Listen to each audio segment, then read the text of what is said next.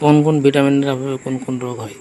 Vitamin A এর অভাবে রাতকানা রোগ হয়। ভিটামিন বি1 এর অভাবে বেরি রোগ হয়। ভিটামিন বি12 এর অভাবে অ্যানিমিয়া বা রক্তশূন্যতা দেখা দেয়। ভিটামিন সি এর অভাবে স্কার্বি রোগ হয়। পায়রিয়া রোগ হয়, দাঁতের মাড়ি ফুলে যায়। ভিটামিন ডি এর অভাবে শিশু ও বৃদ্ধদের দাঁতের ক্ষয় রোগ হয়।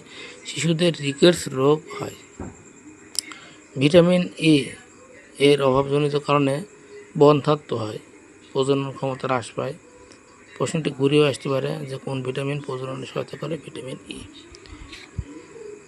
ভিটামিন কে ক্ষতস্থান হতে রক্ত পড়া বন্ধে সহায়তা করে বা রক্তপাত বন্ধে সহায়তা করে।